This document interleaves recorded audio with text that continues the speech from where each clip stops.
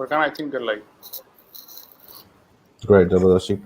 First of all, welcome to our guests. आज बड़ा exciting किस्म का हमारा एक वेबिनार होने लगा है पाकिस्तान के आईटी एक्सपोर्ट्स हैं वो क्यों नहीं बढ़ती हैं, इसको हम डिस्कस करेंगे. इसके अलावा आज हम ये भी डिस्कस करेंगे कि आईटी वाकई क्या ये सोल्यूशन है या बस ये आईटी वालों ने रोला डाला हुआ है कि ये जो है ये पाकिस्तान के सारे प्रॉब्लम्स का हल है. तो इस तरह के कुछ हम सवाल करेंगे. मेरे साथ बड़े ज़बरदस्त किस्म के दो होस्ट हैं. बदर साहब हैं. बदर साहब जो हैं पाशा के सीसी के मेंबर भी हैं. और इसके अलावा अच्छा सॉरी यार हम दोनों नहीं हैं. सो बदर भी पाशा के सीसी के मेंबर रहे हैं, सीनियर वाइस चेयरमैन रहे हैं. उसके अलावा अभी जो पाशा के एंड से जो ई कॉमर्स का पूरा इनिशिएटिव है मिनिस्ट्री ऑफ कॉमर्स में उसको हेड कर रहे हैं. और फेसबुक पाकिस्तान के भी सीईओ रहे हैं और कंट्री रिप्रेजेंटेटिव रहे हैं. गूगल पाकिस्तान के भी कंट्री रिप्रेजेंटेटिव रहे हैं. सो ग्रेट एक्सपीरियंस, बहुत अच्छी ओवरऑल चीज़ों पे आईसाइट चीज़ों पे व्यू रखते हैं. Overall picture what is happening in Pakistan जानते हैं. उसके अलावा हमारे साथ सैयद अहमद साहब हैं, एक्स चेयरमैन पाशा, 2 दफ़ा पाशा के चेयरमैन रहे हैं, सीईओ हैं डीपीएल के, प्राइम मिनिस्टर टास्क फोर्स में चेयर हैं आईटी एक्सपोर्ट्स और आईटी की पूरी साइट को ये ही टेकिंग केयर ऑफ. पराल के बोर्ड मेंबर हैं और मेंबर एडवाइजरी कमेटी हैं प्लानिंग कमीशन में. तो बहुत ज़्यादा इंटरेस्टिंग किस्म का हमारे पास पैनल है जो एक प्राइवेट सेक्टर और गवर्नमेंट साइड पे भी ये इंसाइट रखता है. तो आज हम इनसे बात करेंगे कि हाउ कैन आईटी सेक्टर जो है क्या ये इस अपना रोल प्ले कर सकता है पाकिस्तान में और अभी तक नहीं कर पाया उसकी क्या वजूहत है. तो ये इसको हम देखेंगे. तो मेरा फर्स्ट ऑफ ऑल सैयद से सवाल होगा and then I will ask the same question to Badar कि क्या वाकई ही आईटी सेक्टर जो है वो पाकिस्तान का जो हम एक फ्यूचर का एक बेहतर इमेज अपने जहन में इमेजिन करते हैं, एक सक्सेसफुल पाकिस्तान का इमेज इमेजिन करते हैं, क्या उसमें पाकिस्तान कोई रोल प्ले कर सकता है और कौन से स्पेसिफिक एरियाज हैं जिसमें आईटी जो है it can play a very very important role. Thank you, Barkan. I think IT is the future of not just Pakistan but the world. अगर आप देखें नॉलेज इकोनॉमी जिसको हम कहते हैं, नॉलेज इकोनॉमी एरा में हम लोग जा चुके हैं और पूरी दुनिया उस तरफ अपनी फोकस कर रही है. उसकी वजह सिंपल है कि जो फ्यूचर है it's not about other revolution, it's not about agriculture industry but it's about knowledge economy. उसका मतलब क्या है कि जो हमारी आईटी सेक्टर है, टेक्नोलॉजी है, जो this is going to change every other aspect of the world so drastically कि अगर आप आईटी के शोबे में एडवांस्ड लेवल पे नहीं पहुंच सके एज अ कंट्री तो आप बाकी दुनिया से पीछे रह जाएंगे. जैसे आप समझ लें कि अफ्रीका आज अगर इंडस्ट्री में पीछे है तो उन्होंने किसी टाइम पे they had to take steps जो नहीं लिए. पाकिस्तान ने भी इंडस्ट्री में उस हद तक नहीं जा सका. तो आई थिंक के future is all about knowledge economy और knowledge economy technology will change every other industry. अगर आपकी एग्रीकल्चर है तो एग्रीकल्चर लोग नहीं कर रहे होंगे, वो आपकी आईओटी ड्रोन्स के थ्रू ऑटोमेटेड और कॉर्पोरेट फार्मिंग हो रही होगी, इंडोर फार्मिंग हो रही होगी और ऐसे ऐसे उसमें टेक्नोलॉजीज होंगी कि शायद आपकी ट्रेडिशनल फार्मिंग फीजिबल नहीं होगी. इसी तरह आपकी इंडस्ट्री सारी रोबोटिक्स पे जा चुकी होगी. सो आई थिंक कि अगर हम आज सही स्टेप्स नहीं लेंगे तो कल को मे बी 10 साल बाद 15 साल बाद हमारी एग्रीकल्चर भी बाहर की टेक्नोलॉजी पे चल रही होगी, हमारी बाकी इंडस्ट्री भी, और हर चीज़ हमारी इंटरनेशनल टेक्नोलॉजी प्लेटफॉर्म्स पे चल रही होगी और हम लोग बिलियंस ऑफ डॉलर्स पे कर रहे होंगे in terms of royalty, in terms of licensing and everything to international countries. और आज जैसे हम लोग अपने हथियार खरीदने के लिए भी अमेरिका और दूसरे मुल्कों को पे करते हैं ताकि हमारी नेशनल सिक्योरिटी सेफ गार्ड हो सके, फ्यूचर की तो नेशनल सिक्योरिटी भी सारी साइबर की एरिया में है. सो आपको इवन इस तरह की टेक्नोलॉजीज लेने के लिए भी इंटरनेशनली जाना पड़ेगा.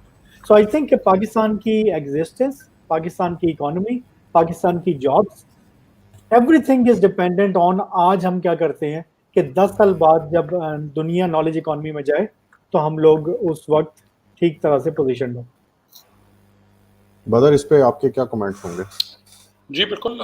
Thank you so much first of all Barkan. And Syed ने बिल्कुल सही डिटेल एक्सप्लेन किया। कुछ एक दो चीज़ें मैं हाईलाइट करना चाहूँगा एडिशनल, कि एक्चुअली आईटी, जब हम टेक्नोलॉजी की या डिजिटल की बात करते हैं, तो अभी तक जो था ना आईटी, वो एक हर कंपनी में एक आईटी डिपार्टमेंट होता था जो उनकी नेटवर्किंग और बेसिक चीज़ें कर लेता था। जो डिजिटल का स्कोप है ना, वो अब आपके लाइफस्टाइल का पार्ट बन गया। तो पहले आप अपना कंप्यूटर पे ना, वो आपको याद होगा कवर चढ़ा के जाया करते थे हम, कि वो आपको याद होगा कवर चला करते थे, इसके प्लास्टिक कवर मिला करते थे। अब वो इतना इस्तेमाल होता है कि कवर चढ़ाने का टाइम नहीं है, you are always on, which means कि आपके हर वक्त हाथ में एक डिवाइस है जो ऑलवेज कनेक्टेड है।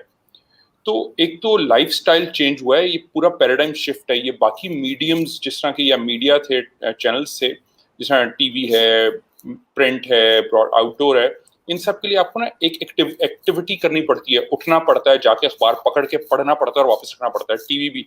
But this phone goes with you everywhere. तो इसने एक तो लाइफस्टाइल जो है वो इंटरवेंशन किया, पहली बात।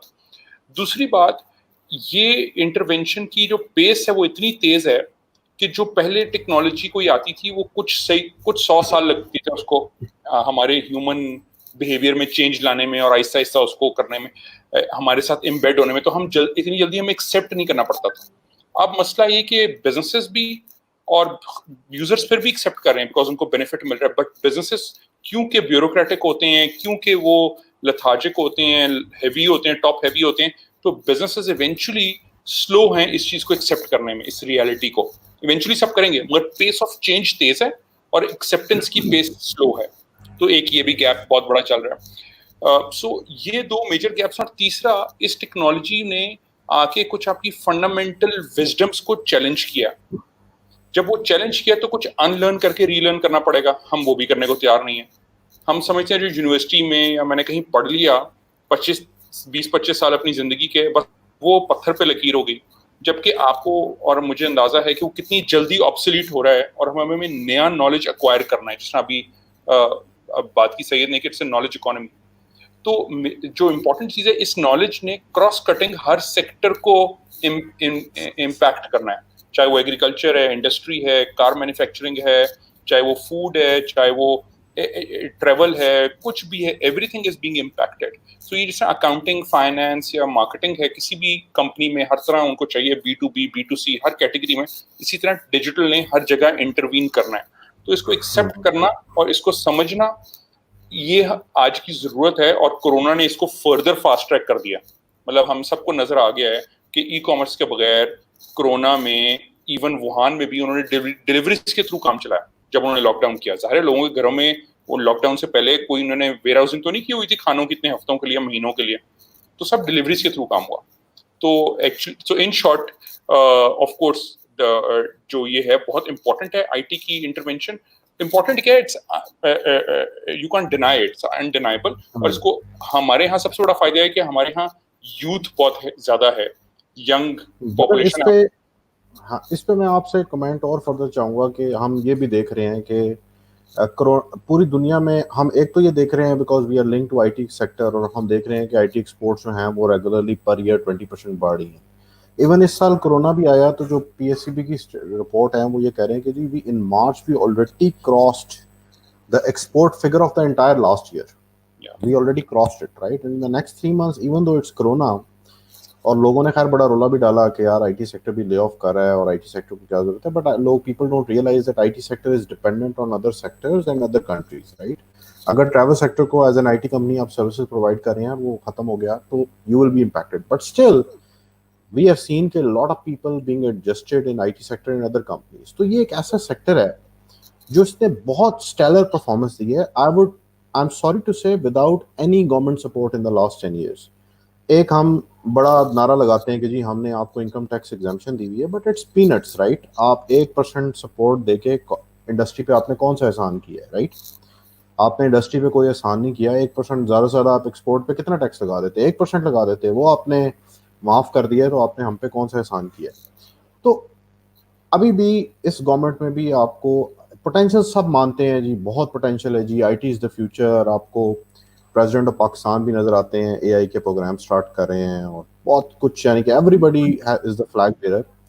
बट आपको किसी किस्म की कोई कमिटमेंट, जब आप बजट्स को देखते हैं, आप प्लान्स को देखते हैं गवर्नमेंट के, आपको किसी किस्म की कोई रियल कमिटमेंट नजर नहीं आती। गैप क्या है, यानी कि इनको समझ नहीं आ रही सेक्टर की, या ये टू डिस्ट्रैक्टेड हैं? What is the problem, why are we failing to realise the. और ये सबको ये भी पता है कि अगर पाकिस्तान साल के 5-10 अरब डॉलर कमाना शुरू कर देता है एक्स्ट्रा, तो दैट विल बी, यानी कि हम हमें शायद किससे कर्जा ना लेना पड़े, हम अपने कर्जे देने के काबिल हो जाएंगे। सिर्फ 5 से 10 अरब डॉलर की गेम है, बट यू सी कि गवर्नमेंट 10 और चीजों पे काम कर रही है, बट इस सेक्टर के ऊपर आपको किसी किस्म की कोई एक्सक्लूसिवनेस नजर नहीं आती। ये मेरे से सवाल है पहले या सैयद आप जवाब देना, फिर सैयद से करूँगा। अच्छा ठीक है, थोड़ा मुश्किल वाला सवाल है, बट politically हैवी है सवाल। सो बेसिकली हाँ, वो politically incorrect नहीं होना चाहिए, इसलिए I just wanted to make sure कि मैं पहले पूछूं कि सैयद ने जवाब देना है या मैंने देना है। तो ये जो आपने बात की ना, ये बड़ी इंपॉर्टेंट है, क्योंकि ये आई think this stems out of the fact कि हम लोग अभी तक ये समझ नहीं पा रहे हैं कि digital is not just IT, IT is one part of digital landscape. और ये इसी तरह है जिस तरह हम समझ रहे हैं कि जो generally, and with all due respect, मैं आईटी को किसी तरह से अंडरमाइन नहीं कर रहा हूँ, IT is the most critical part of digital. Of course जब तक इंफ्रास्ट्रक्चर ठीक नहीं होगा आगे कुछ नहीं होता। मगर ये इसी तरह जब हम कई जगहों पे ई कॉमर्स की या डिजिटल मार्केटिंग की बात करते हैं ना, तो IT manager is the lead, which is actually not the right way to do it.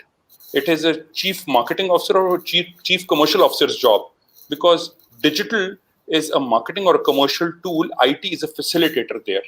ये इसी तरह है जिस तरह आप हड्डियों का प्रॉब्लम आंखों के डॉक्टर के पास ले जाएं, तो एक्चुअली ये प्रॉब्लम है इस वक्त। पहली बात, जनरली ब्यूरोक्रेसी में जनरलिस्ट होते हैं, और लीडरशिप में भी, पॉलिटिकल लीडरशिप में भी जनरलिस्ट हैं। ये काम बहुत स्पेशलाइज्ड डीप डाइव होता जा रहा है। तो इस काम को पहले समझना, और फिर दूसरी बात समझ के उससे एग्जीक्यूशन करना। मगर इस एग्जीक्यूशन और समझने के दरमियान में हम एक चीज भूल जाते हैं हुकूमत में, कि हुकूमत का काम एग्जीक्यूशन नहीं है। हुकूमत का काम प्राइवेट सेक्टर के थ्रू एग्जीक्यूशन है, और प्राइवेट सेक्टर की इनेबलमेंट है। जब तक प्राइवेट सेक्टर को आप नहीं इनेबल करेंगे, आपकी अपनी चीजें प्रोडक्टाइज नहीं होंगी, सर्विसेज फास्ट ट्रैक नहीं होंगी, और आप आगे बाकी दुनिया को, जैसा सैयद ने भी बात की, बाकी दुनिया को भी ये सर्विसेज नहीं दे सकेंगे जहां ये जरूरत है। तो हमें आईटी को से ज्यादा बड़ा डिजिटल को समझना है। डिजिटल में ये समझने की जरूरत है कि मोबाइल एप्स बनाना इज नॉट डिजिटल, जस्ट मतलब that is a technical thing. हमें स्ट्रेटेजिक और पॉलिसी लेवल इंटरवेंशन और सपोर्ट चाहिए। बड़ी छोटी छोटी बातें हैं, बड़ी बातें नहीं चाहिए। मेरे ख्याल में हम कई सालों से, जब मैं भी सीईसी में था, आप अभी सैयद भी हैं, आई थिंक हमारी डिमांड्स कोई बहुत हाई लेवल नहीं है, बड़ी बेसिक्स ही हैं, मगर फंडामेंटल चेंज लाने की जरूरत है। और वो फंडामेंटल चेंज पॉलिसी लेवल है और लेजिस्लेटिव लेवल है। बड़ा आपने पॉलिटिकली करेक्ट स्टेटमेंट दे दी है कि mobile apps is not digital. That's absolutely. और वो बात बिल्कुल, किसी भी हुकूमत का काम मोबाइल एप्स बनाना नहीं होना चाहिए। आइडियली उनका काम उसका फ्रेमवर्क बनाना, उसका आरएफपी डिजाइन करना, उसको प्राइवेट सेक्टर को कैसे इन्वॉल्व करना है और कैसे पूरी इकोसिस्टम को लेके चलना है। जिस दिन हुकूमत एग्जीक्यूशन करती है, उस दिन हुकूमत प्राइवेट सेक्टर के साथ कम्पीट करती है। आप टैक्स पेयर्स के पैसे से टैक्स पेयर के साथ ही कम्पीट कर रहे हैं, which is absolutely should not be encouraged unless there is a very specific urgent case जहां ये जरूरत है। बिल्कुल ठीक। For all political correct answers मैं सैयद के ऊपर छोड़ देता हूँ। मैंने तो कोशिश की तो politically, हाँ सैयद, मुझे सवाल रिपीट कर दूं या आपको समझ आ गई है? समझ मुझे आ गई है। बाकी अब मसला ये है कि ये लोग मुझे फंसा देते हैं आगे करके। मगर एक और प्रॉब्लम ये है कि हमें इसको सिस्टमैटिकली देखना चाहिए। मैं जब कोई बात करता हूँ तो लोग उससे फौरन वो नून लीग और पीटीआई और इस चीज़ों में ले जाते हैं, या फिर अदरवाइज वो दे टॉक अबाउट के जी आपको इस्तीफे दे देने चाहिए अगर नहीं हो रहे काम तो। सो आई थिंक इस प्रॉब्लम की समझ वाकई में लोगों को नहीं है, व्हाट्स द प्रॉब्लम। और अगर आपको पता होगा कि लास्ट 5-10 ईयर से हम लोग बहुत शोर मचा रहे हैं, और जो लोग चैंपियंस थे उन्होंने जो they didn't try to fix the system, they went with the flow. There दो तरीके हैं, या आप कहें कि इस वक्त जहाँ पे हम खड़े हैं ये this is not the right place to be and this needs to change, या आप कहें कि नहीं जो भी है इसी के अंदर we have to go with the flow. तो मैं तो ये उन लोगों के अंदर हूं जो कहते हैं कि हम लोग बहुत ज्यादा अंडर परफॉर्म कर गए हैं। जहाँ के फिलीपींस जैसे मुल्क 30 अरब डॉलर की एक्सपोर्ट कर रहे हैं, इंडिया जैसे मुल्क 100 अरब डॉलर से ज्यादा आईटी की एक्सपोर्ट कर रहे हैं, 30 अरब डॉलर। तो हम लोग 2 अरब डॉलर पे बैठे हुए, we are severely underperforming. और जहां आपने कहा कि 20% एक्सपोर्ट्स, आईटी एक्सपोर्ट्स ग्रोथ हो रही है, 200% कम से कम होनी चाहिए जो हमारा साइज है। तो ये अगर आप इस चीज को पहले समझ लें कि हम जिधर पे हैं वो बिल्कुल ठीक जगह नहीं है, and we have severely underperform, तो फिर हमने देखना कि यहाँ पे हम क्यों हैं, उसकी जिम्मेदारी किस पे है। तो आई थिंक कि जैसे बदर ने कहा, फंडामेंटल चेंज जो होता है ना, it's not an easy change, mindset change. हम लोग अभी तक एक इंडस्ट्रियल एरा में बैठे हैं, वो भी थैंक्स टू मेरे ख्याल में वो जनरल अयूब के, उससे पहले तो वरना एग्रीकल्चर एज में हम बैठे होते। उन्होंने इंडस्ट्रियल रिफॉर्म किए तो कम से कम लोगों को समझ आई और इंडस्ट्री लगी, और उसके बाद डी इंडस्ट्रियलाइजेशन हुई, काफी सारा नुकसान हुआ। फिर भी हमें जस्ट इमेजिन थोड़ा सा किसी ने फंडामेंटल चेंजेस की तो पाकिस्तान आज भी उसके फायदे उठा रहा है। इसी तरह एक बड़ा चेंज आने की जरूरत है, knowledge economy, which is fundamentally different from the industrial era. Factory चलाना और knowledge economy, services economy, it's a very different thing. नए मॉडल्स चाहिए, नई सोच चाहिए, नई कैपेबिलिटीज चाहिए। Now who will come up with this reform? जैसे इंडस्ट्रियल रिफॉर्म्स हुए थे, नॉलेज रिफॉर्म्स की जरूरत है इस वक्त। तो हो क्या रहा है? मसला ये है कि एक स्टेटस को है जो कि उसको रोक के बैठा हुआ है, जो कि इन रिफॉर्म्स को नहीं होने देगा अनलेस के कोई एक एक सुपर पावर आ जाए। सुपर पावर का मतलब ये centralise power that has the capability to change the system. जैसे अगर जनरल अयूब था तो ही हैड दैट पावर। तो जब तक वो सेंट्रलाइज पावर नहीं आएगी, सिस्टम नहीं चेंज होगा। और हो स्टेटस को जब मैं कहता हूँ वो कौन है, हम लोग बाहर से जब बैठ के देखते हैं तो हम लोग नॉर्मली बात कर रहे होते हैं या मिनिस्टर हैं या सेक्रेटरीज हैं। Unfortunately what I have understood, और मैंने जो समझा है, ये लोग तो बड़े 2-3 साल के टेन्योर्स पे आते हैं। आपके मिनिस्टर्स 2-3 साल में चेंज हो जाते हैं। और जैसे बदर ने कहा, एक तो जर्नलिस्ट होते हैं and they're changing, secretaries change हो जाते हैं, इवन टेक्निकल लोग जो मिनिस्ट्रीज में मेंबर्स हैं वो चेंज हो जाते हैं। हु इज द, जो लोग 10-10, 15-15 सालों से बैठे हुए हैं इन ऑर्गेनाइजेशंस के अंदर, एग्जीक्यूशन आर्म के अंदर, डिसीजन मेकिंग के अंदर, असल वो लोग हैं जो सिस्टम चला रहे हैं। वो बहुत सीनियर नहीं है, मिड या अपर मिड लेवल की मैनेजमेंट में होंगे। They are the people who are holding on to the status quo and not letting anything change. And why? Because उनका bread and butter है। उन्होंने 15-15 सालों में इसके ऊपर अपनी they're making money on the side on that। और whatever आप कह लें कि उनकी कैपेबिलिटी के भी इश्यूज हो सकते हैं, उनकी समझ के भी इश्यूज हो सकते हैं। सैयद, सॉरी आपको इंटरप्ट कर रहा हूँ, सिर्फ एक चीज का मसला है, मैं पॉलिटिकली मैं भी अब इनकरेक्ट हो रहा हूँ, और वो है ट्रांसपेरेंसी। डिजिटल की वजह से आती है ट्रांसपेरेंसी। जब आती है ट्रांसपेरेंसी तो बनते हैं यार्डस्टिक बनती है, तो परफॉर्मेंस मेजरमेंट आ जाती है। जब परफॉर्मेंस मेजरमेंट पब्लिक हो जाती है तो फिर डिलीवरी करनी पड़ती है, मेहनत करनी पड़ती है, फिर आपको कंफर्ट जोन से निकल के एक्शन की तरफ जाना पड़ता है। मेजरेबल हो जाता है, 2-4 दफा झूठ बोल लेते हैं, उसके बाद झूठ नहीं बोला जाता डिजिटल में। तो इसलिए दैट इन शॉर्ट इस लुबे-लुबाब जो सैयद की बात करें, वो ट्रांसपेरेंसी का चैलेंज है।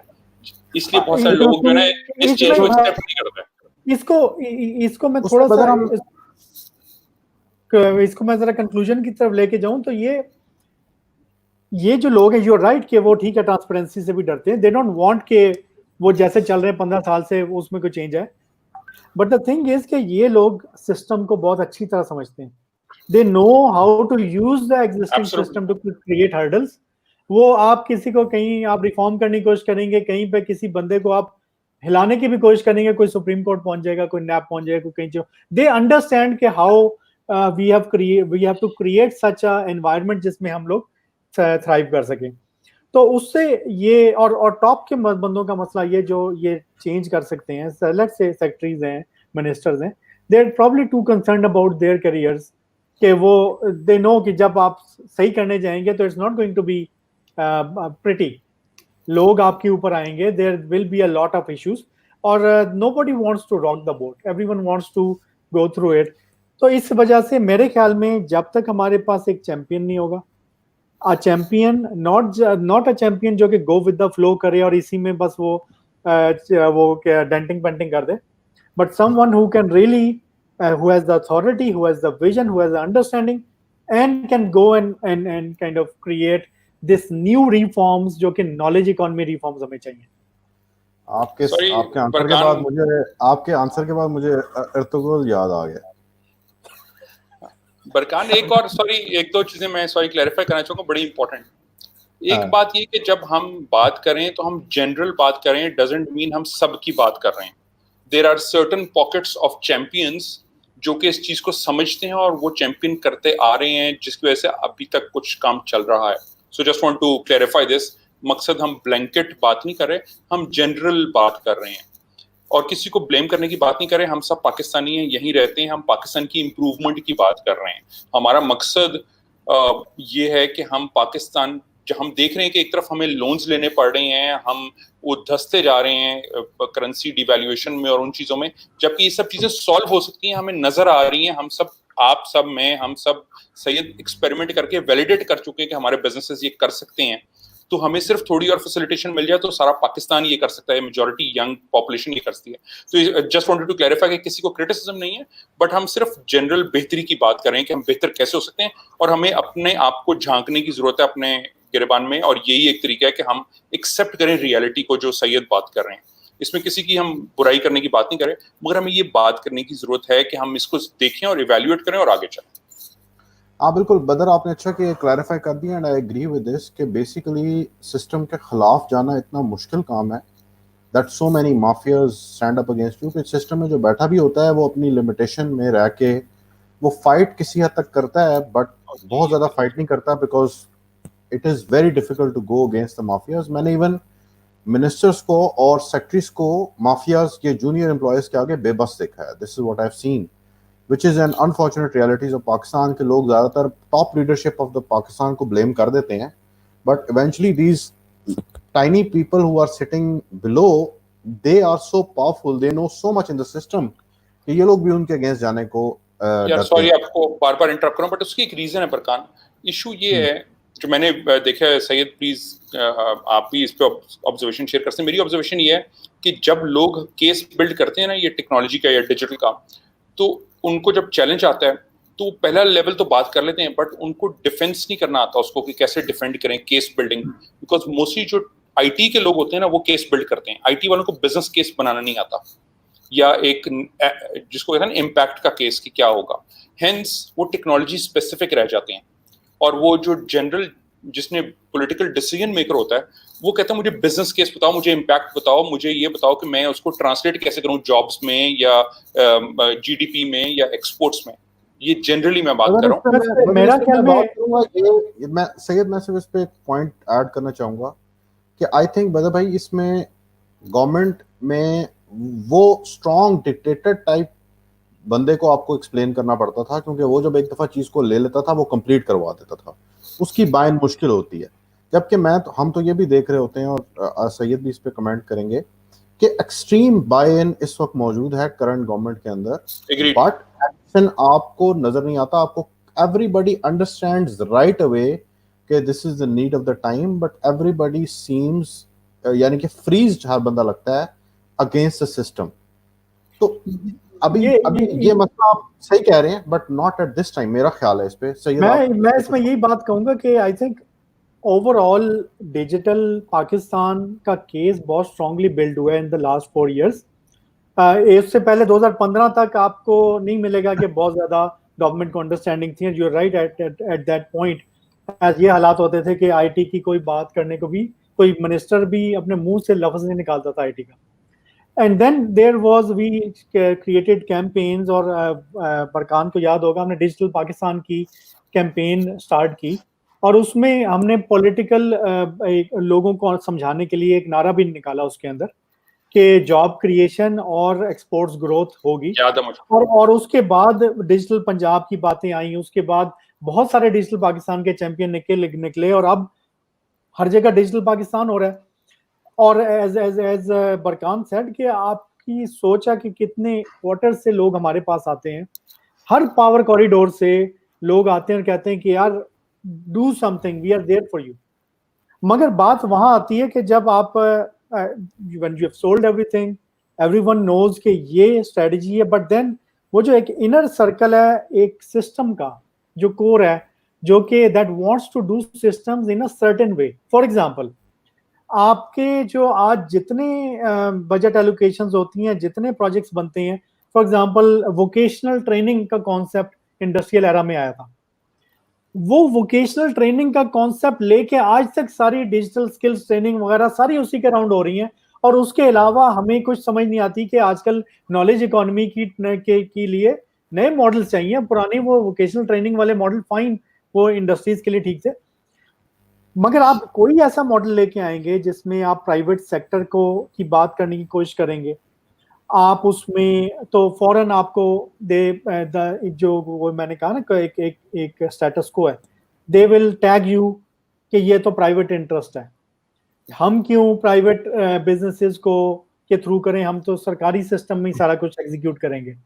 तो ये वो चीजें हैं या टूल्स हैं जिसके थ्रू पूरी दुनिया इस वक्त मूव हो चुकी है कि देयर गवर्नमेंट्स अपनी सर्विस डिलीवरी प्राइवेट सेक्टर के थ्रू कर रहा है बिकॉज ऑफ एफिशिएंसी, मगर they are able to still use those socialist political slogans.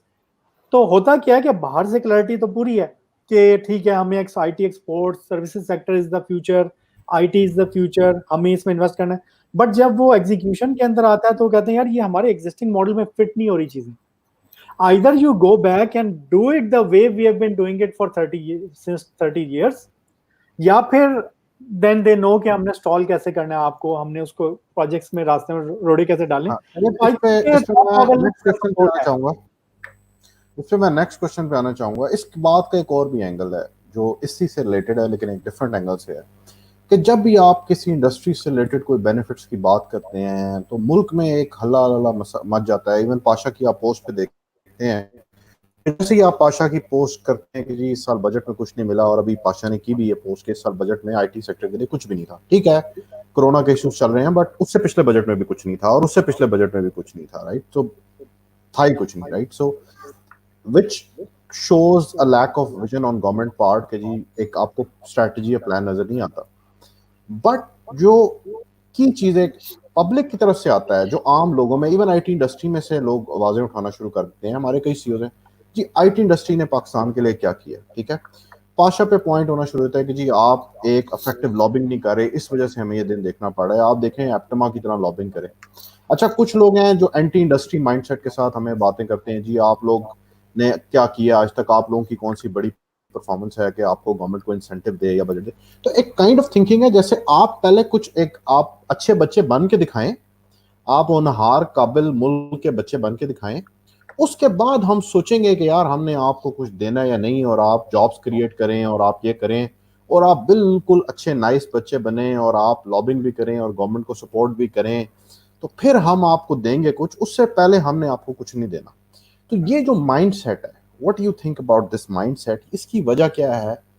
And ये जो एक एंटी इंडस्ट्री माइंडसेट शुरू हो जाता है अभी इवन कोरोना के दौर में, जी आपने लोगों को निकाल दिया, आप तो ये हैं, हम जैसे हमें लोग ट्रीट करते हैं जैसे हम कोई सेठ हैं या हम कोई बिल्कुल उसी तरह टेक्सटाइल वालों की तरह। आई मीन टेक्सटाइल वाले भी सेठ नहीं है, बट अगेन कहने का मतलब है कि anti industry anti business mindset आपको बड़ा स्ट्रांग नजर आता है कि जनरली इंटायर अवाम is against giving anything to industry.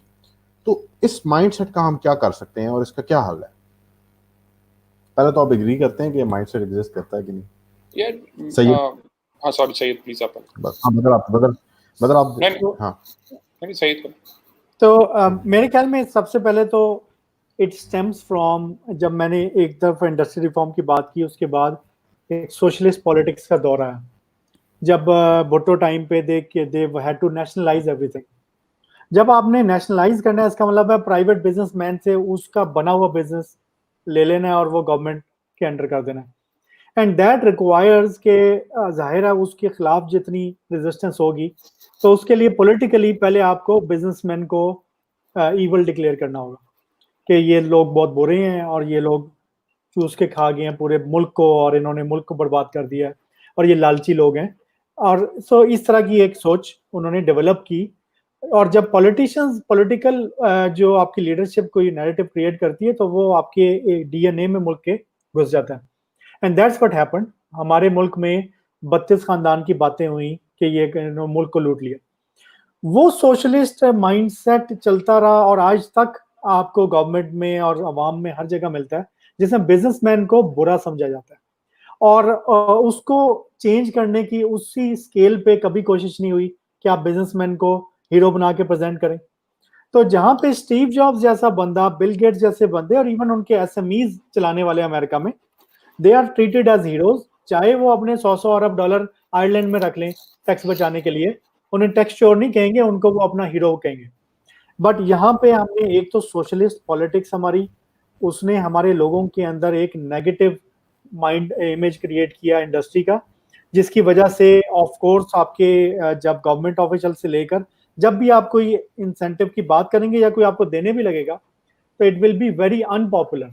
और जब वो पॉलिटिक्स और बिजनेस मर्ज हो गया आपस में, आजकल चीनी का इशू चल रहा है, बाकी इश्यूज चल रहे हैं, ये आप देखते हैं कि बिजनेस और पॉलिटिक्स जब इकट्ठी होगी तो अब आवाम के लिए भी मुश्किल होता है देखना कि यार ये तो बेचारा एसएमई चला रहा है और मेहनत कर रहा है और जॉब्स क्रिएट कर रहा है पाकिस्तान में, इसको तो मुझे सलाम देना चाहिए, बजाय उसको भी वो चीनी चोरों के या माफिया के पार्ट समझ के लोग करते हैं। So I think what we need to do is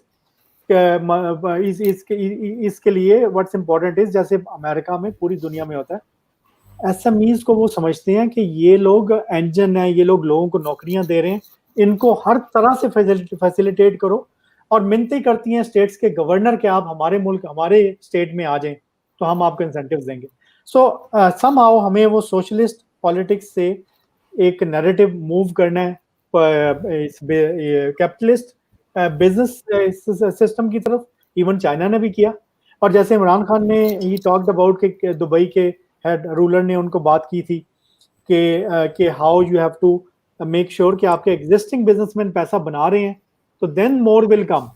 तो वो हमारे प्राइम मिनिस्टर को तो बात समझ आई, हमें वो पूरी मैं कहूँगा कि नेशन में किसी तरीके से एंटरप्रेन्योरशिप, बिजनेस, एसएमईज इनके बारे में इनको पॉजिटिव इमेज में लेके आना है, तो फिर कुछ बात बनेगी, वरना ये अगेन वो ये रेटरिक है जो आप लोगों के माइंड में। अच्छा, अगर हमने काफी डिस्कशन की कि why things are not happening, let's move on to the solution side. एक गोल्डन चीज, अगर मैं आपको एक वो जीनी की तरह 3 ख्वाहिशात दे दूं सैयद कि यार तेरे पास 3 ख्वाहिशात हैं, तो ऐसी कौन सी ख्वाहिश होगी सैयद एंड बदर, बोथ फॉर यू, 3 आप दोनों के पास हैं कि बस ये जो आप कहेंगे ना ये हो जाएगा, ठीक है? वो 3 ख्वाहिशात ऐसी कौन सी हैं? What are the 3 things that can take a huge, यानी कि जो आईटी एक्सपोर्ट्स या ओवरऑल डिजिटल पाकिस्तान, दोनों साइडों से बेशक आप कवर कर लें, आईटी एक्सपोर्ट्स एक है और डिजिटल पाकिस्तान जो आपका पूरा फ्रेमवर्क है जिसमें गवर्नेंस है, बेशक उसको भी बीच में शामिल कर लें। ऐसी कौन सी चीज़ें हैं जो आपको, एक मुश्किल सवाल है, आई एग्री, 3 गोल्डन चीज़ें निकालना, बट व्हाट आर द 3 की थिंग्स दैट यू थिंक, कौन सी 3 विशेज हैं जो आप कहें यार ये हम आपको फौरन कर देते हैं अगर आप ये मांगते हैं हमसे? तो मैं if I were to pick 3 things तो मैं 3 चीज़ें पिक करूंगा। एक ई कॉमर्स, एक migration of all public IT and digital internal systems to private sector, ये तो दूसरा। और तीसरा आई थिंक इज कि जो हम जितना हम रेगुलेशंस या पॉलिसीज को बेसिक फंडामेंटल जितनी भी हमने कोई नई लानी है ना, जिस तरह अभी ये डेटा प्रोटेक्शन बिल है, मैंने उस दिन भी बात की थी, वो सबसे पहले पब्लिक सेक्टर पे अप्लाई करें। पब्लिक सेक्टर गवर्नमेंट बना रही है ना, गवर्नमेंट पहले अपने पे अप्लाई कर ले, वो 2 साल चला ले, जब वो डेटा प्राइवेसी और सारे रूल्स अपने पे अप्लाई कर लें, सही चल जाएं, तो फिर large corporates and then SMEs पर लेकर आए। तो जरा ताकि हम फेज आउट करें ना, एकदम सब पे ना अप्लाई करें और पहले देख लें कि कौन कैसा इसमें परफॉर्म करता है। तो सबसे ज्यादा प्राइवेट डेटा तो गवर्नमेंट के पास है हमारा, तो let's first apply to government in such cases. So e commerce में क्यों कह रहा हूँ? ई कॉमर्स में इसलिए कह रहा हूँ कि सबसे पहले आपको अपनी इकोनॉमिक्स ठीक करनी है। इकोनॉमिक्स ठीक होगी, हम अपने पैरों पर ज्यादा बेहतर खड़े हो सकेंगे, तो हम बाकी डिसीजंस बेहतर कर सकेंगे। और e commerce is the fastest way to do that instantly. वो मैं इसलिए कह रहा हूँ, मैं समझता हूँ हम आईटी एक्सपोर्ट्स भी बढ़ा सकते हैं, generic IT exports, but IT intersecting other sectors and helping them grow faster हम ज्यादा जल्दी कर सकें, क्योंकि हम बड़े ब्लेस्ड कंट्री हैं, हमारे पास बड़े नेचुरल रिसोर्सेज हैं, एग्रीकल्चर, टेक्सटाइल, हम बहुत कुछ है हमारे पास, उसको हमने सिर्फ फास्ट ट्रैक करना है। सो जो हम ई कॉमर्स में भी कर रहे हैं मिनिस्ट्री ऑफ कॉमर्स के साथ, हम यही हेल्प कर रहे हैं। जिस तरह अभी हमने अमेजोन के ऊपर, आप नोटिस करें आज खबर चल रही है 1-2 दिन से, जो हमने अभी किया है मिनिस्ट्री ऑफ कॉमर्स के साथ, कि अमेजोन के साथ हमने ये किया है कि पाकिस्तान से मर्चेंट साइन अप हो सके। तो अभी ट्रायल फेज शुरू हो गया है, जैसे ही सक्सेसफुल हो गया ब्रांड्स, तो हम पाकिस्तान के लिए होपफुली अमेजोन रिकंसिडर करेगा कि डायरेक्ट मर्चेंट साइन अप हो सके। इसी तरह ई कॉमर्स में और बहुत सारी चीजें हैं जो आपके एसएमईज, माइक्रो एंटरप्रेन्योर्स और आर्टिजन्स जो रूरल एरियाज में बैठे हैं, तो rural to urban, urban to cross border supply chain अगर आपकी ठीक हो जाती है तो आपका ई कॉमर्स एकदम स्पोरेडिकली ठीक करेगा और इसका बॉटम ऑफ द पिरामिड तक इम्पैक्ट जाएगा। तो मेरे ख्याल में एक तो सबसे पहले ई कॉमर्स है, दूसरा मैंने आपको रूल्स और रेगुलेशंस का बताया, और तीसरा मैंने आपको क्या चीज अभी बताई थी, एक which was my गवर्नमेंट से काम देना प्राइवेट सेक्टर हाँ, को, public to private, exactly. So वो मैं I am a strong believer. मैं ये नहीं कह रहा कि गवर्नमेंट का रोल नहीं होना चाहिए, मैं कहीं से भी ये नहीं चाहता, और गवर्नमेंट ऑफ कोर्स वो भी हम में से ही हैं और हम ही रिप्रेजेंट करते हैं, but I think we need to understand public services को भी समझना चाहिए कि उनका काम पब्लिक को सर्व करना है, विच मीन्स के पब्लिक को सपोर्ट भी करना है और फैसिलिटेट भी करना है। पब्लिक का कंपटीशन नहीं बनना। हम ये नहीं चाहते कि उनसे काम निकले और कोई हम यहाँ लोग जो वो अमीर हो जाए। मकसद ये कि हमारी, जब हमें वो काम मिलेगा छोटी कंपनियों को पाकिस्तानी, तो फायदा ये होगा हमारी प्रोडक्ट्स ज्यादा बेहतर डिलीवरी में रेडी हो जाएंगी। जब वो हम रेडी हो जाएंगे तो हम पाकिस्तान के अंदर नहीं बल्कि पाकिस्तान के बाहर जाके अपनी आईटी सर्विसेज देंगे। तो जिस तरह कई कंपनियों की अफ्रीका में स्टॉक एक्सचेंजेस पाकिस्तानी कंपनियों के सॉफ्टवेयर पे चल रही हैं, बहुत सारी कंपनियों के बहुत सारे पोर्टल्स हैं दुनिया के बड़े बड़े जो पाकिस्तानी सॉफ्टवेयर पे चल रहे हैं बने हुए, मगर वो अपने नाम से नहीं चल रहे हैं। एग्जैक्टली, बेशुमार हैं, एडेक्स वगैरह का पाकिस्तान है, एडेक्स मेड पाकिस्तान है, और काफी सारे तो बेशुमार होंगे सर्विसेज। तो I think we need to really ये तीन चीजें अगर हम कर लें तो हम अगले 5 साल क्या बल्कि 3 साल में मेरे हिसाब से हम अपने पैरों पे अच्छी तरह खड़े हो सकते हैं। फिर हम बाकी सब चीजें भी ठीक करें, मगर ये 3 चीजें फौरन ठीक की जा सकती हैं। और एक लास्ट चीज, अगर एक्स्ट्रा विश मिल जाए, कोई वो जेनी मान जाए एक्स्ट्रा एक हाफ पॉइंट, तो उसके लिए आपको मुझे पहले आजाद करना पड़ेगा। हाँ तो वो हमें जितनी ऑनलाइन एजुकेशन सर्विसेज है ना, उन डिग्रियों को एक्सेप्टेंस मिल जाए। आपको पता है इस वक्त इक्विवेलेंस कितना बड़ा इशू है। जो बच्चे अच्छी डिग्रियां लेते हैं उनके लिए इक्विवेलेंस एक बड़ा मसला है। आप अच्छी जगह से पढ़ लें तो आपको पूरा एक अलग बोर्ड है और उसकी इक्विवेलेंस अगर आप देख लें, आप सोच नहीं सकते कि हम कितने पानी में, अल्लाह माफ करे, कि हम अच्छी एजुकेशन को हमने प्रॉब्लम बना दी है, फ्रिक्शन क्रिएट कर दी है उसको एक्सेप्ट करना। तो आई थिंक ट्रांसफर करना एक जगह से दूसरी जगह मसला बन जाता है। तो मेरे ये 3 क्विक पॉइंट्स होंगे, एंड ये छोटा सा बाकी एजुकेशन वाला पॉइंट है, ताकि हम बाइट साइज लर्निंग देके बच्चों को फास्ट ट्रैक कर सकें। हमें 2-2 साल 3-3 साल की एजुकेशन देने की ज्यादा जरूरत नहीं है। हाँ, तो again thank you very much Badar, very comprehensive answer, और I congratulate you on the effort from the ministry कि अमेज़न का उन्होंने ये इनिशिएटिव किया। सॉरी आपकी बात इंटरप्ट करूं, इसमें हमारा एक कमाल के अलावा उससे ज्यादा मिनिस्ट्री का कमाल है कि वहां इस वक्त लीडरशिप भी और ब्यूरोक्रेसी भी दोनों हमें बहुत अच्छी तरह सपोर्ट करें, हमारे से बात करते हैं। सबकी सारी बातें हर जगह नहीं मानी जाती हैं, but we do discuss and we deliberate very deeply, and I think अगर वो प्रैक्टिस हम कहीं और बाकी सब मिनिस्ट्रीज में भी कर सके तो इट वुड चेंज पाकिस्तान's fate very very soon. Very nice, very nice. Syed, आपकी 3 विशेस। मेरी तो हजारों ख्वाहिशें हैं और लोगों ने इसलिए शायद एक भी काम नहीं हो रहा, 3 बताएं। हाँ, so a lot of people talk about कि जी क्या solutions हैं और solutions की बात करें, so मसला ये है कि solutions are all out there, solutions are well presented, understood by everyone, मगर उनकी implementation is the issue. Solutions पता होना, we are beyond that. So I think अगर मैं I pick the top ones, एक तो मैं कहूँगा एक होता है ना वन विंडो सोल्यूशन जो होता है हर प्रॉब्लम का, वो हमें चाहिए। पाकिस्तान अगर आप देखना शुरू करेंगे तो इतने प्रॉब्लम्स हैं सिस्टमैटिक।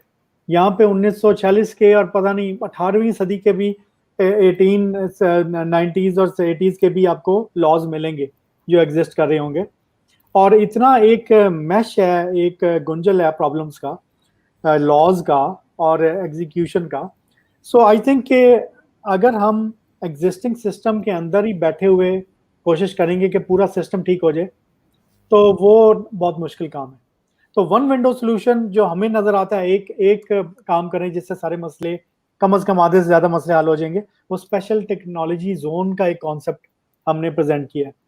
पूरी इंडस्ट्री की उसमें इनसाइट्स हैं, उसमें गवर्नमेंट सारों की डिस्कशन के बाद एक कॉन्सेप्ट है जो कि स्पेशल इकोनॉमिक जोन के मॉडल पे एक कॉन्सेप्ट है टेक्नोलॉजी कंपनीज के लिए।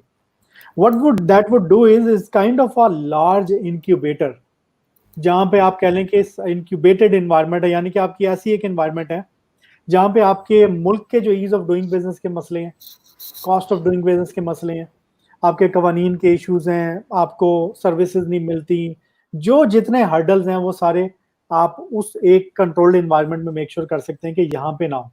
तो एक तो स्पेशल इकोनॉमिक जोन के टाइप पे STZ अगर बन जाते हैं, उसको हम कहते हैं क्लस्टर्ड इन्वायरमेंट। तो वो clustered environment will make sure कि वहाँ पे आपस में R&D भी हो, एक इंडस्ट्री अकेडमिया कोलैबोरेशन भी हो, वहाँ पे आपको कोई हरासमेंट भी ना हो पॉलिसी इन्फोर्समेंट की तरफ से, वहाँ पे जो लोग सरकारी भी बैठे हों उन्हें उनको भी एजुकेशन हो और सारा कुछ हो। सो एक तो ये my number one wish. Number two is I would say execution bodies जो गवर्नमेंट की हैं, जिनमें मिनिस्ट्रीज आ जाती हैं और उन मिनिस्ट्रीज के वो इदारे हैं who are responsible to execute all the projects and policies, और ये उनकी जॉब है कि जो हम बातें कर रहे हैं ये उनका काम है कि अगर आपको कोई प्रॉब्लम आता है, इंडस्ट्री को क्या प्रॉब्लम्स आ रहे हैं, उनके क्या सॉल्यूशंस हमने करने। और executive, I think executive bodies mostly are dysfunctional.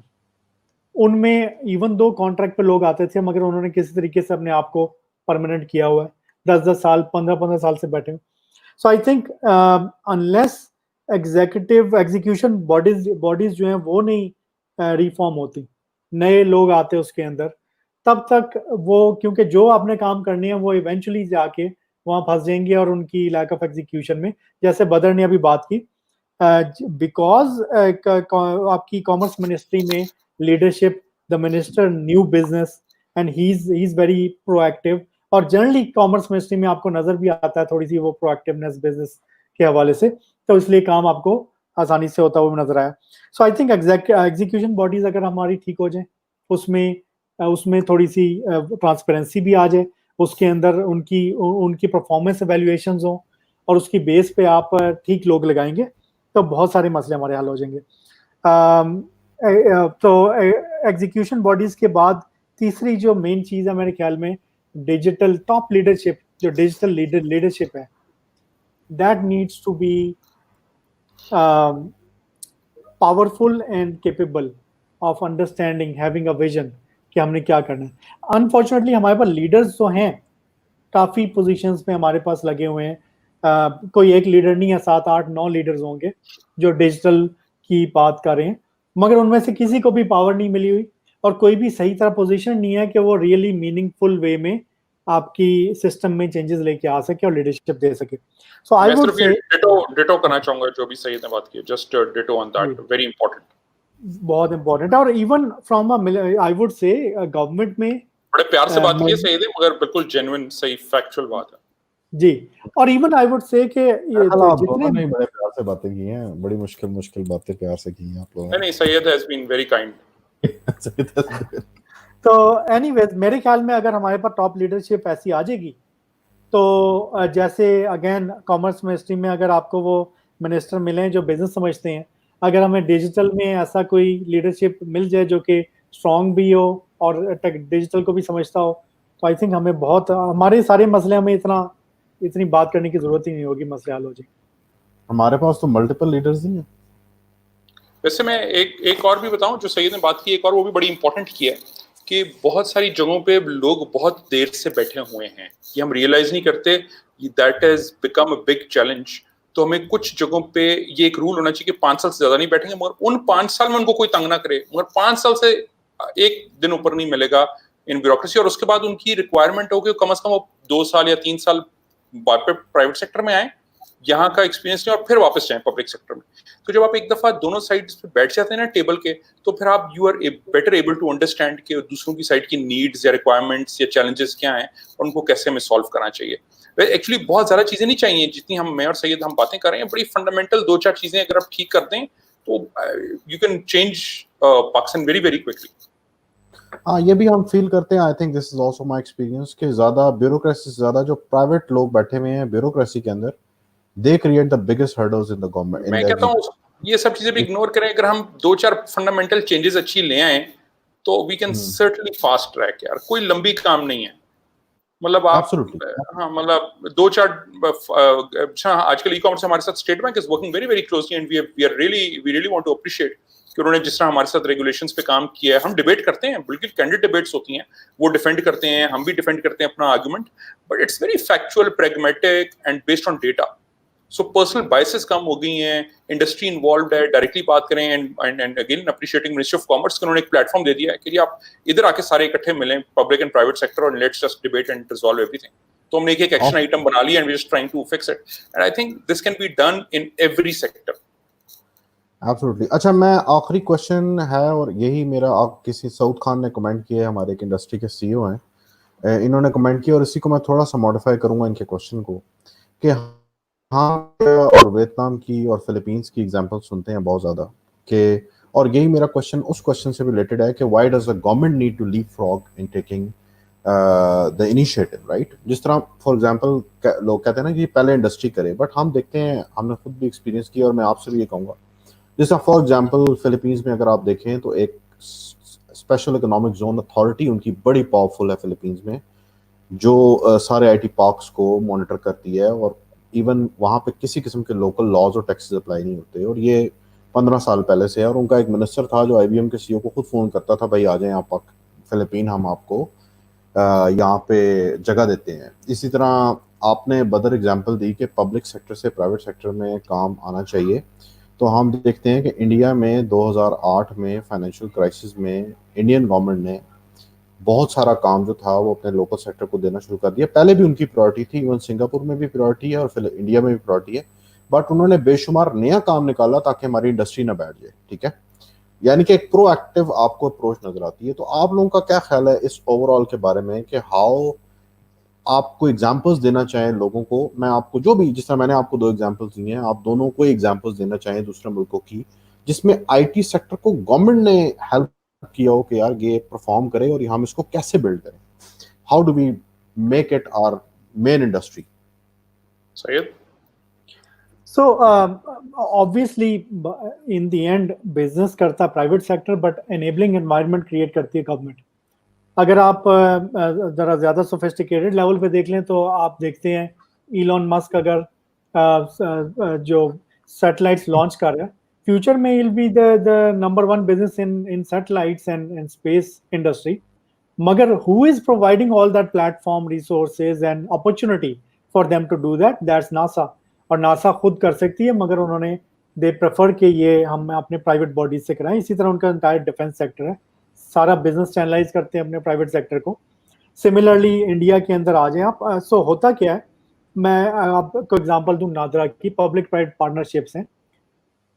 उनका जो प्रोग्राम है आधार उसको कहते हैं, उसके अंदर they have allowed private sector to invest in the Aadhaar का जो सेटअप है, कि उसमें वो इन्वेस्ट करें और टेक्नोलॉजी पे वो अपना सारा उसकी डिलीवरी और सारा कुछ वो ऑपरेशंस वो हैंडल करें, and government will share their revenues with them. उससे क्या होगा कि इन द एंड वो जो एक इतने बड़े स्केल पे गवर्नमेंट का फायदा क्या होता है कि उसका स्केल बहुत बड़ा होता है। जब उस स्केल पे आपने एक प्रोडक्ट चला ली तो पूरी दुनिया आपके लिए खुल जाती है। अब अगर मैंने लेट्स से कि अगर कोई एक ऐप है, प्राइम मिनिस्टर्स कंप्लेंट ऐप है, अगर वो ऐप एक छोटी सी, आपकी लोकल कंपनीज बहुत सारी हैं जो बना सकती हैं, अगर वो ऐप आपके प्राइवेट सेक्टर में किसी एक कंपनी ने बनाई हो, तो इतनी पॉपुलेशन है पाकिस्तान की, वो जब इतने सारे लोग यूजर्स आपकी ऐप पे आते हैं, they will be able to claim कि हमारा इस स्केल पे ऐप चली है, और पूरी दुनिया में उनके लिए जो उनका पोर्टफोलियो इतना स्ट्रांग हो जाता है कि they will be able to resell that and sell other things.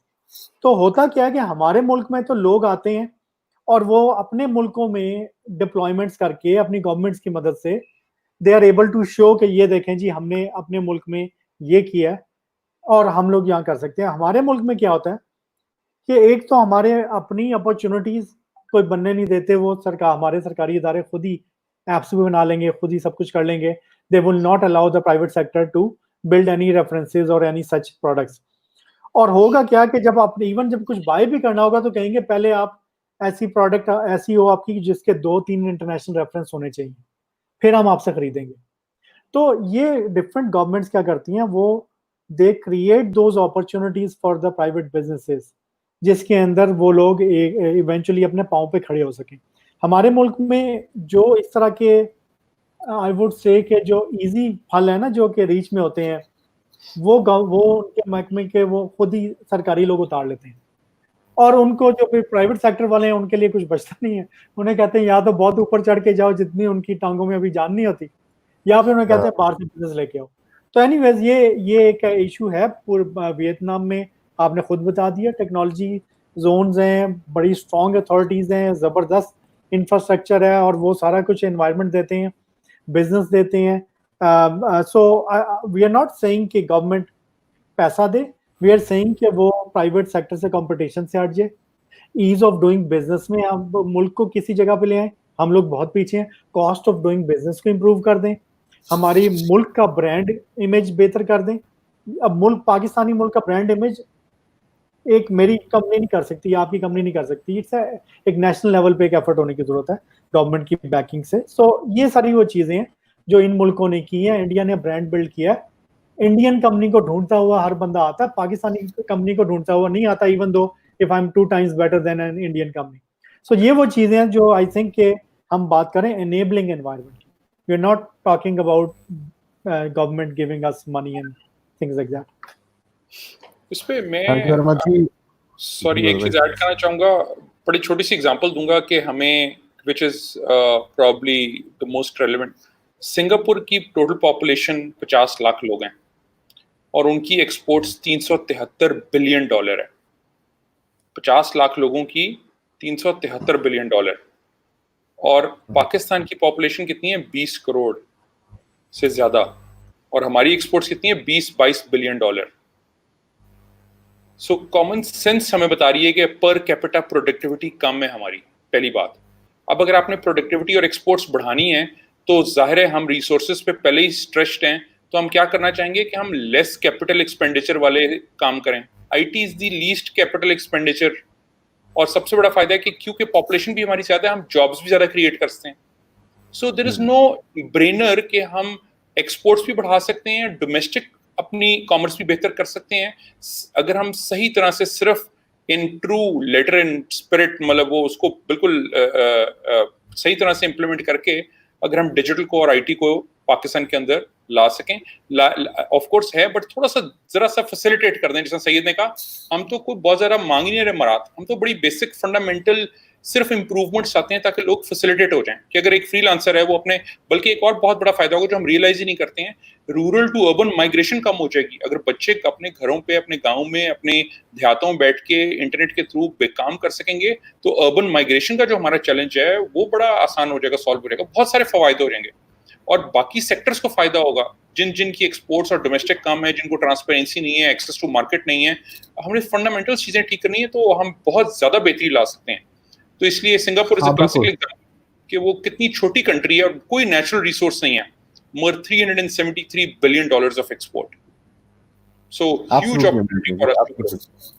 और अभी तो आई थिंक ये जो आपने अर्बन टू रूरल की बात की है, इसका भी लोगों को पता लगा है। फिलीपींस और इंडिया जैसी कंट्रीज में जो कंपनीज अपना वर्क फ्रॉम होम करवाने की कोशिश कर थी, दे फाउंड आउट कि जैसे ही उनका एम्प्लॉय अपने जोन से निकल के रेगुलर इंडिया या रेगुलर फिलीपींस में गया है तो वो वर्क फ्रॉम होम कर ही नहीं पा रहे थे क्योंकि वहाँ पे इंटरनेट इंफ्रास्ट्रक्चर ही नहीं था। और अभी भी lot of people are facing this in Pakistan as well कि सब ऑनलाइन एजुकेशन की अच्छी अच्छी यूनिवर्सिटियाँ भी बात कर रही हैं, बट बड़ी एक बेसिक चीज़ है कि आपने 3G 4G को आप अपने प्रोविंसेस में या बैकवर्ड एरियाज़ में अभी तक वहाँ तक आप नहीं लेके जा सके जिसमें आप जो कि अभी तक हो जाना चाहिए था, और आप 5G और पता नहीं क्या क्या बातें करते हैं। तो एनीवे, ज़बरदस्त जी, thank you very much for being with us. Questions I tried to cover most of the questions in the talk. अगर कोई क्वेश्चन है which you want to take up, मैंने सऊद भाई का क्वेश्चन तो टेक केयर कर लिया था. शाहीन भाई का क्वेश्चन है कि जी, if you want to approve anything from IT industry, you need to approve from Ministry of IT, Commerce and ATB, Planning Commission and Finance. इसका जवाब तो खैर सिंपल सा है कि डिपेंड्स कि अगर उन it's not necessary, but depend करता है कि स्टेट बैंक या आपको किसी चीज़ की, ज़्यादातर हमने एक हमारा एक्सपीरियंस है कि आपको ज़्यादातर जो चैलेंज आते हैं वो इंटर मिनिस्ट्रियल चैलेंजेस आते हैं, जहाँ पे आप, या इंटर प्रोविंशियल चैलेंजेस आते हैं, क्योंकि आईटी मिनिस्ट्री के पास तो फाइनेंस से रिलेटेड या उस तरह चीज़ों से रिलेटेड बहुत ज़्यादा इख्तियार नहीं होता, वो उनको दूसरी मिनिस्ट्रीज के पास जाना पड़ता है काम करवाने के लिए. तो यस, यू आर राइट. इस पे आप कोई कमेंट करना चाहें, और अगर कोई और question if you want to take up both from your end, आप देख रहे हैं क्वेश्चंस जिसका आप जवाब देना चाहें, तो please go ahead and then we will close the call.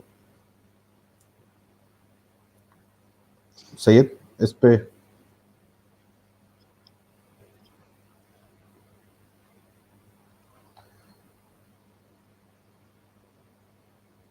एक और मुश्किल सवाल आया है कि जी ये we have not been able to fix the basics. How will they ever get to this understanding? Least focus is given to IT ministry versus other ministries. और हम ये देखते भी हैं कि जनरली IT मिनिस्ट्री में इतने स्ट्रॉन्ग मिनिस्टर्स भी नहीं लगाए जाते. तो ये क्या वजह है इसकी? और ज़्यादा फोकस जो है वो टैक्स अपॉर्चुनिटीज फ्रॉम टेलकोस पे फोकस रहता है IT मिनिस्ट्री का या फाइनेंस मिनिस्ट्री का. मुश्किल सवाल again, if you want to go ahead, otherwise we can just skip it. नहीं, आई थिंक फोकस हमें, आई नो हम सबको प्रॉब्लम्स पता है, चैलेंजेस पता है, I think we have highlighted them as well, but I think the focus overall should be moving on. जो गुजर गया है, गुजर रहा है, वो तो ठीक है. अभी भी हमारे पास अपॉर्चुनिटी है, अभी भी सर से शायद पानी नहीं गुजरा, अभी भी हम एफर्ट कर सकते हैं. अगर हम कर लें, मिल के बैठ के इकट्ठे कर लें, तो I think there is certainly an opportunity कि हम अभी भी ग्लोबल अपॉर्चुनिटी को कर सकते हैं. और अभी मैं एक कमेंट पढ़ा था, I think absolutely Arif Baig साहब का कमेंट है, व्हिच इज आई एग्री कि बहुत सारी जगहों पे फोकस भी नहीं है. बस ये कि जल्दी जल्दी कर लो क्योंकि मैंने दिखाना है कि ऐप लॉन्च हो जाएगी. और वो, I mean very honestly, I am being very candid, ये प्रोविंशियल इशू भी रहा और ये फेडरल इशू भी है कि बस इसलिए क्योंकि वो पॉलिटिकल लीडरशिप को जल्दी दिखाना है कि हमने अखबार में कि ये ऐप हो गई और चला गया काम, बस निकल गया.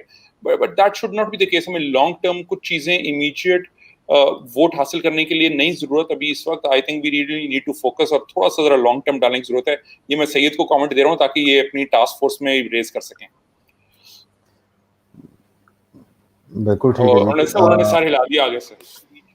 आखिर में मैं अपने मेन होस्ट इजाद लैब्स की तरफ से एक ऑफर है to open up and register a company in US and open up bank account in US. इसका मतलब ये नहीं कि हम सारे अमेरिका मूव करने लगे, बट इसका मतलब यह है कि हमारा पेपैल का अकाउंट पाकिस्तान में नहीं खुलता तो वो खुल जाया करेगा लोगों का जो कंपनी खोल लेंगे यूएस में. तो इस पे इजाद लैब और CXO पाकिस्तान ने ऑफर किया है, डिस्काउंटेड ऑफर है, तो आप ज़रूर इसको चेक कीजिएगा, CXO पाकिस्तान का page, to open up a company in US. Thank you very much. बहुत अच्छी मेरा ख्याल कैंडिड डिस्कशन रही हमारी, बहुत ज़बरदस्त रही. और डेफिनेटली आप दोनों जो हैं अपने अपने रोल में डिफरेंट मिनिस्ट्रीज़ में, सबदर आप मिनिस्ट्री ऑफ कॉमर्स में और सैयद आप मिनिस्ट्री ऑफ IT में पाशा की तरफ से बड़ा इंपॉर्टेंट रोल प्ले कर रहे हैं. ज़रूरत डेफिनेटली, आई थिंक हमने काफ़ी ओपनली आज बात करने की कोशिश की, सो दैट हम ये प्रॉब्लम्स टेबल पे रखें और लोगों को पता हो कि यार क्या इश्यूज हैं, क्यों ये हमें 5 साल बाद हमें ही फिर कह दिया जाएगा कि जी आप ही टास्क फोर्स पे थे, आप ये थे, तो क्या किया आपने. तो हम लोगों को बता दें भाई कि ये these are the issues and these are the challenges. And ये नहीं लोग समझते, हमें अक्सर लोग समझते हैं कि हम लोग को पता नहीं सेट बनने के लिए या हम जो हैं बहुत बड़े बड़े बिजनेस ओनर्स बनने के लिए सारी बातें करते हैं.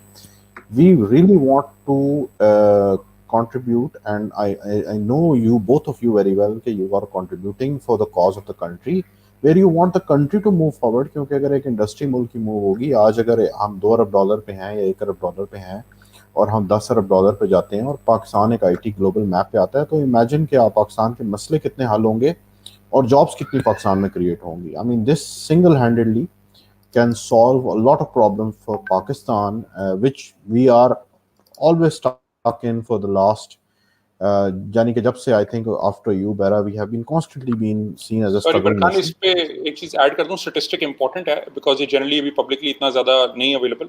पाकिस्तान की domestic e commerce $1 billion cross कर गई है ऑलमोस्ट, ठीक है, $1 billion, and this is just the tip of the iceberg. This is less than 1% of the retail which has converted to e commerce. अभी सिर्फ 1% से कम रिटेल हमारी ई कॉमर्स पे गई है और वो $1 बिलियन से ज्यादा है. So huge opportunity for even domestic commerce, let alone cross border. Absolutely, huge potential. Amazon पे देखें, बांग्लादेश का सेलर जो Amazon पे बेच सकता है, पाकिस्तानी नहीं बेच सकता, अकाउंट नहीं बना सकता. इंडियन सेलर Amazon पे बेच सकता है. मैं पाकिस्तानियों लोगों को जानता हूँ Amazon पे पाकिस्तानी बेच रहे हैं, वो लोग जिनके किसी वजह से यूएसए में अकाउंट है. एक बंदा जो है, I know people जो that's exactly where I think बहुत अच्छा इनिशिएटिव हुआ. हमने मिनिस्ट्री से पिंग किया और हमने जो by the way we used, हमने मिनिस्ट्री की मसल को यूज किया. मिनिस्ट्री ने अपने जो ट्रेड कमीशंस हैं ह्यूस्टन और उधर से उनको लेवरेज किया, and we got to Amazon and we got that on track, started that conversation. Absolutely wonderful example. So public private partnership अगर सही तरह हो तो बहुत अच्छी हो सकती है. Absolutely amazing, and I think Ministry of Commerce has been very effective in getting this done. क्योंकि definitely हर मिनिस्ट्री का एक मसल होता है, मिनिस्ट्री का एक विजन होता है जो वो फिर काम करवाते हैं. So that's a great amazing thing. So बहुत शुक्रिया for Saturday and everybody who viewed the event on Saturday. Again, amazing discussion. Thank you very much. Thank you very much, brother. बहुत शुक्रिया. Thank you for the opportunity. Allah Hafiz. Allah Hafiz. Thank you.